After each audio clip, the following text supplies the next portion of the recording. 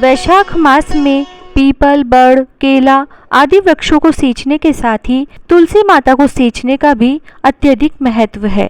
इसीलिए वैशाख मास में रोजाना सुनने के लिए हम आपके लिए लेकर आए हैं तुलसी माता को सींचने की एक बहुत ही सुंदर कहानी। एक परिवार में ननद भाभी रहती थी। ननद अभी कंवारी थी। वह तुलसी की बड़ी सेवा किया करती थी। वह तुलसी माता को प्रतिदिन नियम से सींचा करती थी और अपना बहुत सा समय तुलसी माता की सेवा में व्यतीत करती थी। पर भाभी को यह सब फूटी आंख नहीं सुहाता था।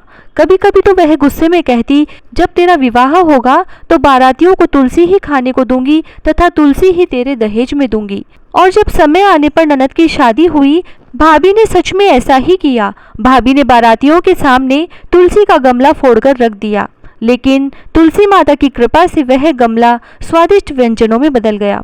जब ननद शादी के लिए तैयार होने लगी तो गहनों के बदले भाभी ने ननद को तुलसी की मंजरी पहना दी तो वह सोने के आभूषणों में बदल गई।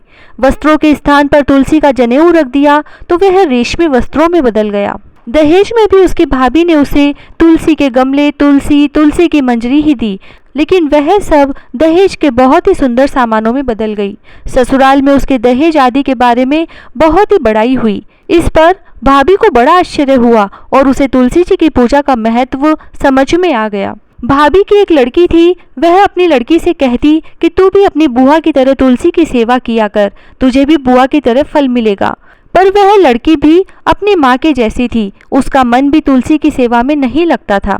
और जब उस लड़की के विवाह का समय आया तो भाभी ने सोचा कि जैसा व्यवहार मैंने अपनी ननद से किया उसी के कारण उसे इतनी इज्जत मिली, तो क्यों न मैं अपनी बेटी के साथ भी वैसा ही व्यवहार करूं। तो उसने बारातियों के सामने तुलसी का गमला फोड़कर रख दिया, लेकिन इस बार मिट्टी मिट्टी ही रही, गमला गमला ही रहा। मंजरी व पत्ते भी अपने ही रूप में रहे तथा जनेऊ जनेऊ ही रहा। सभी बाराती भाभी की बुराई करने लगे। ससुराल में सभी लड़की की बुराई कर रहे थे।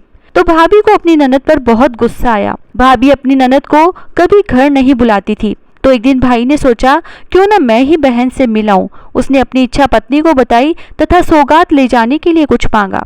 तब भाभी ने पहले तो मना कर दिया, फिर थैले में ज्वार भरकर कहा, और तो कुछ है नहीं, यही ले जाओ। तब भाई दुखी मन से वहां से चल दिया और सोचा भला बहन के घर भी कोई ज्वार लेकर आता है। बहन के नगर के समीप पहुंचकर उसने एक गौशाला में गाय के सामने ज्वार का थैला पलट दिया। तब वहां के गौपालक ने कहा, अरे भाई, ये सोना मोती गाय के आगे क्यों डाल रहे हो। तब भाई ने जल्दी से नीचे देखा तो सारी बात उस गौपालक को बताई तथा सोना मोती लेकर प्रसन्न मन से बहन के घर गया। बहन अपने भाई को देखकर बड़ी ही खुश हुई और भाई की बहुत आव भगत की। भाई को दुखी देखकर जब बहन ने कारण पूछा तो भाई ने सारी बातें बता दी। तब बहन ने कहा कि भाई, भाभी से कहना कि वह तुलसी की सेवा किया करे, तो तुलसी माता जरूर हमारे परिवार पर कृपा करेगी। ऐसा सुनकर भाई खुशी खुशी अपनी बहन के घर से चल दिया तथा पत्नी को घर जाकर सारी बातें बताई। आखिरकार भाभी भी तुलसी माता की सेवा बहुत ही मन से करने लगी और समय बीतने के साथ तुलसी माता की कृपा भाभी के परिवार पर भी हुई। हे तुलसी माता, जैसा ननद के साथ किया वैसा सबके साथ करना, जैसा भाभी की बेटी के साथ किया वैसा किसी के साथ न करना। कहता न सुनता न हुकारा भरता न सारे परिवार को खुश रखना। जय श्री राधे।